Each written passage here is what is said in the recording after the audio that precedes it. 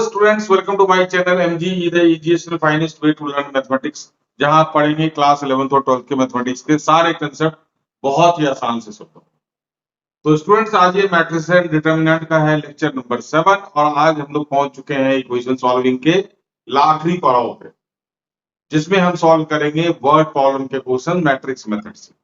तो आइए फटाफट से शुरू करते हैं। Word problem, matrix method, solving equations, है ना। तो क्वेश्चन आपके सामने है। तो आपका क्वेश्चन है sum of three numbers is 6, है ना। Sum of three number is 6 if we multiply the third number by 2 and add to the first number, the result we get 7. By adding second and third number 3 times of the first number, we get 12. तो ये सारे कुछ information है, बहुत simple सा equation बनने वाला है इसका, आप आसानी से बना सकते हैं। तो इक्वेशन सॉल्व करने के बाद, जैसा कि मैंने आपको लास्ट वीडियो में बोला था कि फर्दर आप इसको खुद सॉल्व करेंगे, क्योंकि इक्वेशन सॉल्विंग हमने पूरी तरह से डिटेल में लास्ट वीडियो में करा हुआ है। तो चलिए फटाफट से इसका इक्वेशन बनाते हैं, सम ऑफ थ्री नंबर्स। तो सबसे पहले तो हम लोग नंबर सिलेक्ट कर लेते हैं। Let the numbers be x, y and z। तो पहला हमारा जो सेंटेंस है उसमें बताया गया है कि आपका three number, sum of three numbers is 6। तो पहला इक्वेशन आपका बनेगा x plus y plus z is equal to 6। ये आपका पहला इक्वेशन बन गया, इक्वेशन नंबर 1। इसमें कोई दिक्कत होनी भी नहीं थी। चलिए अगला इंफॉर्मेशन क्या है, if we multiply the third number मतलब z को। तो चलिए z को हम लोग किससे मल्टीप्लाई करते हैं, बाय 2। तो 2z हमने कर दिया इसको। Add to the first number, किससे प्लस करना है हमारे को, फर्स्ट नंबर। तो 2z प्लस क्या हो गया हमारा x, the result we get 7। तो इससे हमें रिजल्ट क्या मिल रहा है, द नंबर 7। तो इस इक्वेशन को हमने कैसे लिखना है, स्टैंडर्ड फॉर्म में। इसके नीचे लिखेंगे x प्लस y का कोफिशिएंट है नहीं, तो मैंने आपको बोला था जिसका कोफिशिएंट नहीं होता उसको लिखते हैं हम लोग 0। तो ये हो गया आपका 0y प्लस z हमारा है 2z is equal to your result is 7। तो ये आपका बन गया equation number 2, first equation. Second equation, अब आगे का इंफॉर्मेशन पढ़े। By adding the second number and third number, तो हमने क्या किया, सेकंड नंबर y और थर्ड नंबर z को ऐड कर दिया, है ना। By adding second and third number to the three times हमारा किसका है, थ्री टाइम्स का मतलब क्या हो गया, three times the first number. तो हमने किसका कर दिया, ये three times of the first number, we get the result 12। तो ये हो गया हमारा 12।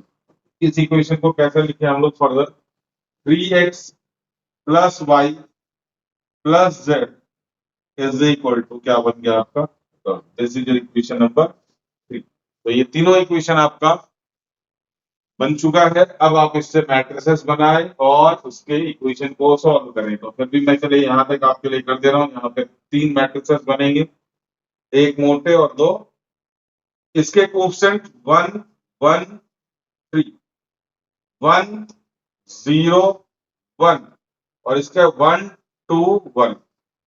ये बन गया हमारा मैट्रिक्स। और यहाँ पे लिखना हमने x y z और इधर लिखना हमने कांस्टेंट 6 7 एंड 12। अब आप यहाँ से इसको सॉल्व कर सकते हैं इक्वेशन बना के। इस मैट्रिक्स को हमने लेट किया a, इस मैट्रिक्स को x is equal to b, x is equal to a inverse b and so on. अब आप a इनवर्स निकालें, कैसे निकलेगा a इनवर्स, मॉड a निकाल करके, को फैक्टर निकाल के एंड सो ऑन। अब इसको आप सॉल्व करें और इसका आंसर आप निकालें। तो चलिए अब हम लोग इसी तरह का सेकंड क्वेश्चन में चलते हैं और देखते हैं कि उस इक्वेशन का भी इक्वेशन बनाएं। तो ये रहा आपका सेकंड इक्वेशन स्क्रीन पे। बिल्कुल मैंने सिमिलर क्वेश्चन दिया है ताकि आपको कोई प्रॉब्लम ना हो। The sum of three numbers is 2. Sum of three number is 2. पहला information. If twice the second number is added to the sum of first and third, we get 1. चलिए मैं इक्वेशन आपको फटाफट से इसका बना के देता हूँ. तो पहला equation some of three number x plus y plus z is equal to 2. This is your equation number 1. दूसरा है if twice the second number मतलब 2 into y is added to the sum of first and third. Sum of first and third. We get the result 1. तो equal to क्या हो गया 1. तो इसको हम लोग कैसे इक्वेशन में लिखेंगे x plus 2y plus z is equal to 1. This is your equation number 2. And third information is by adding the second and third number, किसमें ऐड करना है to the 5 times of the first number. 5 times of the first number is 5x. We get the result 6. तो इस equation को भी आप लिख दें 5x plus y plus z is equal to 6. This is equation number 3. अब आप आगे इसके मैट्रिक्स बनेंगे है ना. ये बन गया आपका मैट्रिक्स. नीचे बना दे इक्वेशन, फिर a इनवर्स निकाल करके b से मल्टीप्लाई करें. ये हमारा हो गया 1 1 5 1 2 1 है ना 1 1 1 और यहाँ पे आया x y z 2 1 6. Accordingly solve it. Ax is equal to b, x is equal to a inverse b. यहां से आप इस क्वेश्चन को आगे प्रोसीड कर सकते हैं. ठीक है. तो अब हम लोग आते हैं इसके अगले क्वेश्चन पे. चलिए ये रहा नेक्स्ट क्वेश्चन आपके स्क्रीन पे. एन अमाउंट ऑफ ₹50,000 है ना इज पुट इनटू 3 इन्वेस्टमेंट. मतलब हमने 50,000 इन्वेस्ट करना है. कितने इन्वेस्टमेंट में 3 अलग अलग तरह के हमारे investments at the rate of 6%, 7% and 8% per annum respectively. तो ये सारे क्या है इनके इनकम के रेट्स दे रखे हैं. तो पहला इक्वेशन तो फटाफट से हमारा बन जाएगा कि तीनों अमाउंट को हमने x y z ले लिया. तो let the amount invested in first second and third investment is x y and z. तो लिखने की जरूरत मुझे नहीं है, आपको है, बट मैं लिख दे रहा हूं. Let the amount of investment be rupees x, y and z respectively. ये फॉर्मेलिटी है, लिखना पड़ेगा आपको है ना. तो फर्स्ट इंफॉर्मेशन के हिसाब से तीनों इन्वेस्टमेंट के अमाउंट को मिला करके हमारा कितना होना चाहिए 50,000 rupees 50,000. This is your equation number 1. ठीक है. उसके बाद ये हमारा क्या है रेट ऑफ इनकम है ना. तो अब यहाँ पे क्या है टोटल इनकम भी ₹358. अब यहाँ पे क्या है टोटल इनकम. तो इनकम हमारा पहले से कितना आएगा देखिए 6% ऑफ x है ना plus 7% of y plus 8% of z is equal to 358. तो 100 आप उधर क्रॉस मल्टीप्लाई कर दे तो आपका इक्वेशन कुछ इस तरह से बनेगा 6x plus 7y plus 8z is equal to 35800 है ना 35,800. This is your equation number 2. ये 100 आप एलसीएम लेकर के क्रॉस मल्टीप्लाई करें. उसके बाद यहां देखिए अगला information if the combined income from first two investment. मतलब किसका किसका इनकम फर्स्ट और सेकंड वाले का एक्स वाले का इनकम और वाई वाले का इनकम. तो हमने एक्स वाले का इनकम क्या लिया है 6% ऑफ एक्स प्लस वाई वाले का हमने लिया है 7% ऑफ वाई प्लस. तो हमने क्या किया if the combined income of first two investment is ₹70 more than. यहाँ पे इक्वल टू आना चाहिए है ना equal to ₹70 more than 70 plus है ना 70 plus the income from the third. Third का इनकम क्या है हमारा 8%, है ना, ऑफ जेड। तो इसको अगर हम लोग लेकर के आते हैं 6/100x plus 7/100y minus 8/100z is equal to कितना बचेगा इधर 70। तो क्रॉस मल्टीप्लाई करके उधर हम लोग लिख सकते हैं 6x plus 7y minus 8z is equal to 70 पे 2 0 7000, है ना। इक्वेशन नंबर 3 आपका हो गया। चलिए अब इससे बनेगा हमारा मैट्रिक्स। तो 3 मैट्रिक्स बनाएंगे हम लोग 166 166 177 177 18 माइनस 8। ये बन गया हमारा मेन मैट्रिक्स। इधर बन गया हमारा वेरिएबल्स का एक्स वाई जेड, और इधर आ गया आपका 50,000 35,000 800 एंड 7,000। तो A x is equal to B. Sir इसको सॉल्व कैसे करेंगे? तो लास्ट वीडियो पूरा का पूरा हमारा इसी सॉल्विंग के ऊपर है, जो कि लेंदी भी है। अगर छोटे मोटे सॉल्विंग रहते तो मैं यही आपको करके दे देता, उसमें काफी ज्यादा टाइम लगेगा। तो बेशक आपकी प्रैक्टिस भी हो जाएगी क्वेश्चन सॉल्विंग के ऊपर। तो आपका अगला क्वेश्चन ये है। नेक्स्ट क्वेश्चन शायद इसी तरह का है, तो आप उसका भी इक्वेशन बनाने की कोशिश करें। चलिए हम लोग नेक्स्ट क्वेश्चन। चलिए नेक्स्ट क्वेश्चन भी आपका सिमिलर पैटर्न पे है। एन अमाउंट ऑफ ₹10,000, है ना। तो यहाँ पे कुछ अनवांटेड एलिमेंट आ गया जिसको आप इग्नोर कर सकते हैं। An amount of ₹10,000 put into 3 investment. Again यहाँ पे 3 इन्वेस्टमेंट सेम हमें लेना है। एक्स वाई जेड रुपीज ले लेते हैं तीनों इन्वेस्टमेंट को। तो फर्स्ट इक्वेशन बन गया हमारा x plus y plus z is equal to 10,000। First equation है at the rate of 10 11 12 and 15%। तो पहले से 10% का इनकम है, दूसरे से 12 का और तीसरे से 15 का। The total annual income is 1310। तो फटाफट से तीनों का इनकम हम लोग निकालते हैं। This is 10% of x plus 12% of y plus 15% of z is equal to 1310। अब देखें ध्यान से, यहाँ पे अगर आप काटा बेटी बचाते हैं तो आपको एलसीएम लेने में फिर प्रॉब्लम होगी, है ना। एलसीएम लेने में प्रॉब्लम होगी, तो इस वजह से आप क्या करें, इस पूरे को उधर लेकर के जाएं। नहीं तो आप नीचे से ज्यादा क्या करें, आप देखिए 2 से डिवाइड कर सकते हैं। 2 से ज्यादा, 2 से फिर ये डिवाइड नहीं होगा, तो आप इसको एज इट इज रहने दीजिए। क्रॉस मल्टीप्लाई करके हम लोग यहाँ पे इसके कोएफिशिएंट को बड़ा कर देते हैं। 10x plus 12y plus 15z is equal to 1310 पे डबल जीरो, है ना। आप इसको रख लें तो ज्यादा अच्छा है।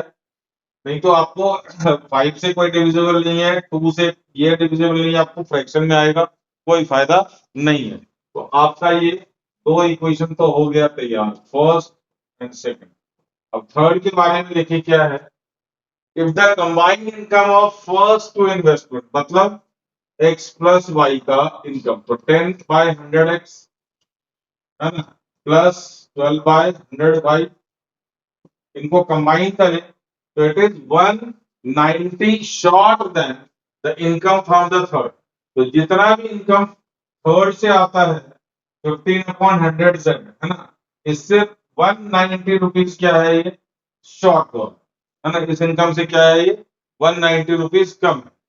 तो आप पहले z को इधर लेकर के आए, तो 10/100x plus 12/100y minus 15/100z is equal to -190। तो क्रॉस मल्टीप्लाई आप करें तो इधर हो गया हमारा 10x plus 12y minus 15z is equal to -190 पे डबल जीरो -19,000। मैट्रिक्स बनेगा, इक्वेशन बनेगा और ए इनवर्स निकलेगा, है ना। तो 1 10 10 1 12 12, 1, 15 minus 15 x y z is equal to 10,000, 1,31,000 and minus 1,9,000. तो ये बन गया आपका मैट्रिक्स। और अब यहां से आप करेंगे इस इक्वेशन को सॉल्व, है ना। तो कहां से आएगा ये A x is equal to B x is equal to A inverse. अब यहां के बाद सवाल आपके हवाले, करेक्ट है। तो हमने दो तरह के क्वेश्चंस देखे हैं अभी तक, दोनों में मैंने दोनों के दो दो क्वेश्चन मैंने आपको करा के दे दिए हैं। अब हम लोग नेक्स्ट क्वेश्चन कुछ अलग इंपॉर्टेंस लेवल के ऊपर चलते हैं, जिससे क्वेश्चन बोर्ड में फ्रीक्वेंटली पूछे गए हैं और काफी सारे अलग अलग बोर्ड्स में भी ये क्वेश्चन आए हुए हैं। तो आप इस क्वेश्चन को प्लीज ध्यान से पहले पढ़े, मैं आपको टाइम दे रहा हूँ, पॉज करके आप अच्छी तरह से क्वेश्चन को पहले रीड आउट करें। मैं तो आपके साथ पढ़ूंगा ही, आप लोग पहले इस क्वेश्चन को एक बार पॉज करके वीडियो जरूर पढ़ें, ठीक है। चलिए शुरू करते हैं। A school wants to award its students for the value of honesty, है ना, ईमानदारी, रेगुलरिटी, है ना, एंड हार्ड वर्क। चलिए, तो आपका वैल्यूज क्या क्या है? Honesty, regularity and hard work, 3 values के ऊपर है। और इसके ऊपर प्राइस देंगे हम लोग कैश अवार्ड, है ना। तीनों पे कैश अवार्ड स्कूल कितना खर्च कर रही है? ₹6,000। तो हमने, है ना, अवार्ड मनी फॉर ऑनेस्टी, है ना, अवार्ड मनी फॉर ऑनेस्टी हम लोग लेट कर लेते हैं ₹X, रेगुलरिटी के लिए ₹Y एंड हार्ड वर्क के लिए ₹Z हमने लेट कर लिया, है ना। Let award money for the honesty, regularity, hard work. चलिए, अब यहां से क्या करते हैं हम लोग, इक्वेशन बनाना शुरू करते हैं। तो टोटल हमारे कैश अवार्ड तीनों मिला के कितना? 6,000। तो पहला इक्वेशन तो बड़े आसानी से मिल जाएगा, x plus y plus z is equal to 6,000, है ना। This is equation number 1। 3 times of award money for hard work is added, यहाँ पे ये मिसप्रिंट है, हटा दें इसको। तो 3 times of hard award money of hard work आपका z है, तो मैं यहां पे लिख रहा हूं 3 टाइम्स ऑफ z, है ना, added to that of honesty. Honesty का मनी था हमारा x, तो हमने क्या कर दिया, इसको x में प्लस कर दिया। अमाउंट्स टू ₹11,000, तो इज इक्वल टू क्या हो गया? 11,000। ये हमारा सेकंड इक्वेशन बनाने में मदद करेगा। तो सेकंड इक्वेशन में यहां पे लिख रहा हूं x प्लस y का ऑप्शन नहीं है तो 0y plus 3z is equal to कितना आया बच्चों? 11,000। तो ये आ गया आपका इक्वेशन नंबर 2। अब थर्ड इंफॉर्मेशन पढ़ें, the award money given for honesty and hard work. Honesty and hard work, honesty कितना है हमारा? x है, और हार्ड वर्क कितना है? z, है ना। Together is double the one given for the regularity. तो ये दोनों मिलकर टुगेदर कितना बना रहा है? डबल। डबल किसका? रेगुलरिटी के लिए। रेगुलरिटी क्या है हमारा? y। Represent the above situation algebraically and find the award for each value using matrix method। ये सारे क्वेश्चन में यही है। तो इस इक्वेशन को कृपया करके आप लिखें x माइनस 2i, 2i को उधर लेकर के जाए, तो x minus 2i plus z is equal to क्या बन गया यहाँ पे? 0। तो ये बन गया आपका इक्वेशन नंबर 3। अब यहां से आप मैट्रिक्स बनाएंगे। तो पहला 1 1 1, दूसरा 1 0 माइनस, तीसरा 1 3 1, ये गया आपका x y z, और यहां आया आपका 6,000, 11,000 and a x is equal to b x is equal to a inverse. सब में यही काम करना है और यहां से आपको आगे के लिए चलना। तो ये हमारा बोर्ड में आया हुआ है 2012 में या 13 में, है ना, और फिर 2012 और 13 में आया हुआ है। और उसी साल से ये वर्ड प्रॉब्लम आना शुरू हुआ था सीबीएसई में। उससे पहले वर्ड प्रॉब्लम पूछे नहीं जा रहे थे, या तो ये 11 में शुरू हुआ या 2012 में शुरू हुआ। इसी तरह के काफी क्वेश्चन अलग अलग बोर्ड्स में लगातार 2 साल 3 साल तक आए हुए हैं। तो देखिए अगला क्वेश्चन किस तरह का होगा, वो भी आपका बोर्ड का क्वेश्चन है और इस तरह के क्वेश्चन आपको एनसीईआरटी के अंदर नहीं मिलेंगे। ये बाहर के क्वेश्चन थे जो बोर्ड में 6 मार्क्स में आए थे उस टाइम। चलिए अगला क्वेश्चन भी बिल्कुल सिमिलर पैटर्न पे है, तो ध्यान से आप पढ़ें, वीडियो पॉज करके। Two institution decided to award their employees for 3 values. कौन कौन से वैल्यूज हैं? पहला है रिसोर्सफुलनेस, दूसरा है कंपेटेंस एंड तीसरा है determination in form of prizes at the rate of ₹X। यहां पे दे रखा है कि ₹X किसके लिए है? रिसोर्सफुलनेस के लिए। ₹Y किसके लिए? कंपेटेंस के लिए। ₹Z है आपका डिटर्मिनेशन के लिए, रिस्पेक्टिवली पर पर्सन। मतलब एक बंदे के ऊपर X रुपीज खर्च किया जाएगा प्राइस के ऊपर, है ना? किस चीज के लिए? अगर वो रिसोर्सफुलनेस के लिए है। उसी तरह से एक बंदे के ऊपर ₹Y खर्च करेंगे एंड सिमिलरली एक एम्प्लॉय के ऊपर ₹Z खर्च करेंगे डिटर्मिनेशन के लिए। तो ये तीनों वैल्यूज ₹X, ₹Y और ₹Z के फॉर्म में प्राइस फॉर्म है, राइट? चलिए अब आगे चलते हैं।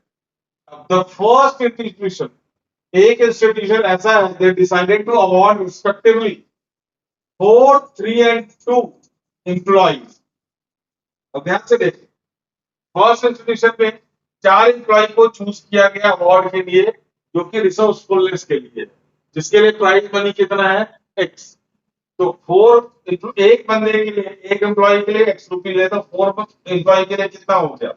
4X प्लस 3 एम्प्लॉय किसके लिए है? 3 एम्प्लॉय को Y रुपीज दे रहे, तो टोटल कितना हो गया इसको?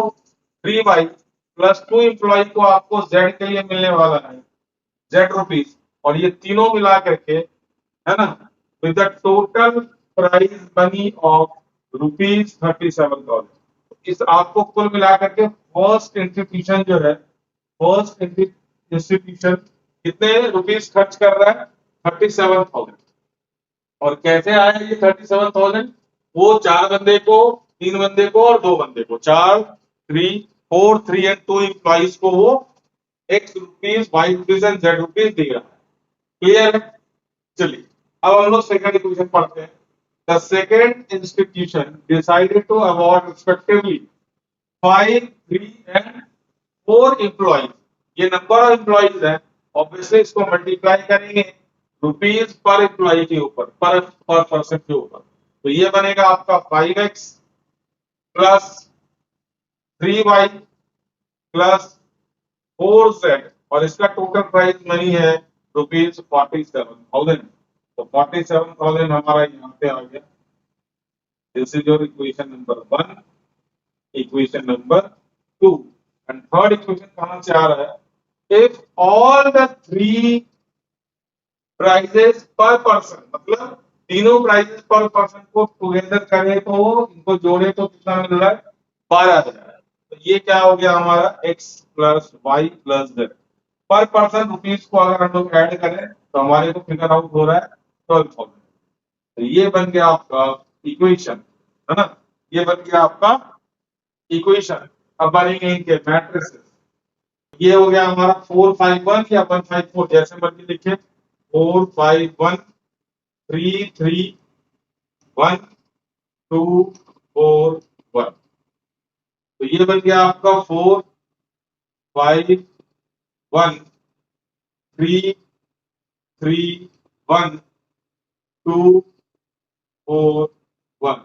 और ये आपका रहा X Y Z variable matrix, और ये रहा आपका कांस्टेंट मैट्रिक्स। 37,000, 47,000 and 12,000 respectively. फिर से सेम इक्वेशन बनेगा आपका Ax is equal to B, X is equal to A inverse B, X Y Z की वैल्यू। तो ये था आपका इसी में सेकंड टाइप का क्वेश्चन। ये भी सीबीएसई में आपका काफी बार पूछा जा चुका है इस तरह के क्वेश्चंस को, तो आप इसको देख लें। फिर हम लोग चलते हैं नेक्स्ट क्वेश्चन।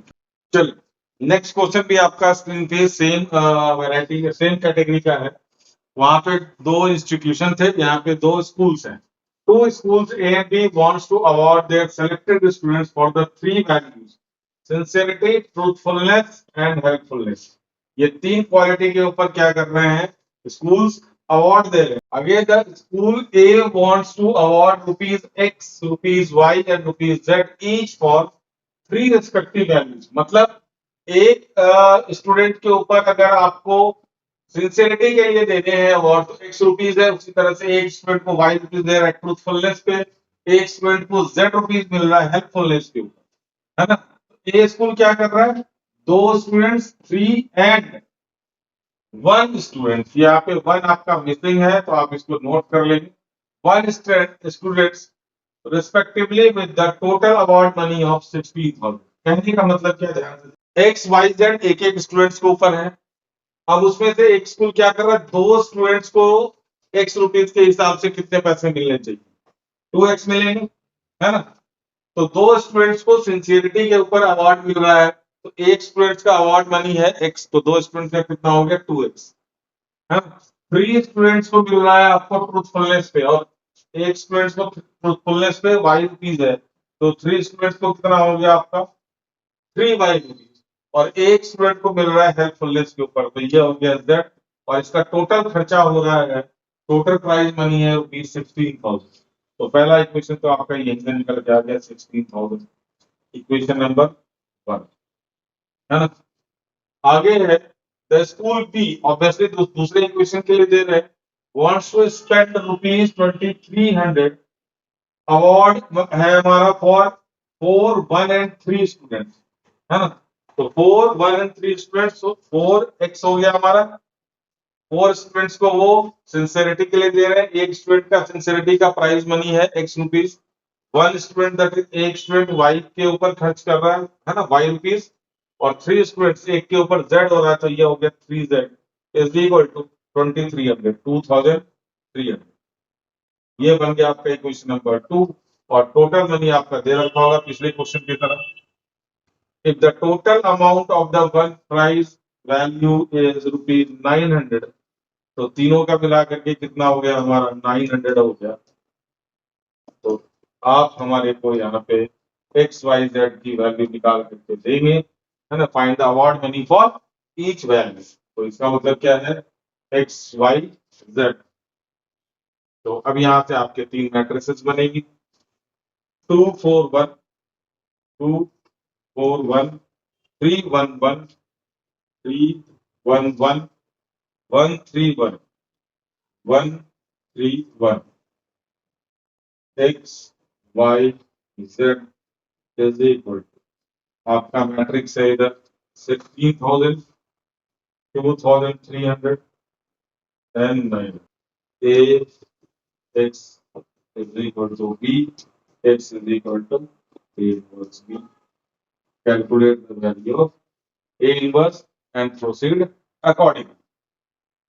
तो ये था हमारा वर्ड प्रॉब्लम के ऊपर बिल्कुल छोटा सा वीडियो और बहुत ही आसान सा, जिसमें कि आपको सिर्फ वर्ड प्रॉब्लम से इक्वेशन में कैसे कन्वर्ट करते हैं वो बताया गया। ऑब्वियसली उसके आगे का काम हमारा लास्ट वीडियो में फुल फ्लेज एक्सप्लेन्ड है, आप उसको देखें, वहां से इक्वेशन सॉल्व करना सीखे और यहाँ से आप इक्वेशन बनाना सीखे, है ना। यहाँ से आप इक्वेशन बना के फिर उस वीडियो से आप इक्वेशन सॉल्व कर सकते हैं, और अगर इक्वेशन सॉल्व करना आता है तो आप यहाँ से कंटिन्यू बहुत आराम से कर सकते हैं। तो ये था हमारा आज का वर्ड प्रॉब्लम का छोटा सा वीडियो। तो नेक्स्ट वीडियो में हम लोग डिटर्मिनेंट करने की कोशिश करेंगे, और डिटर्मिनेंट के एक्सप्लेनेशन के बाद हो सकता है हम लोग 1 मार्कर के सारे क्वेश्चंस इकट्ठे 1 मार्कर एमसीक्यू में जितने भी मैट्रिसेस डिटरमिनेंट के बन सकते हैं वो सारे लेंगे, है ना। तो आज के वीडियो में अगर कुछ भी आपको फायदा होता है तो वीडियो को शेयर और लाइक जरूर करें और चैनल को सब्सक्राइब करें। आज के लिए इतना ही, बहुत बहुत धन्यवाद।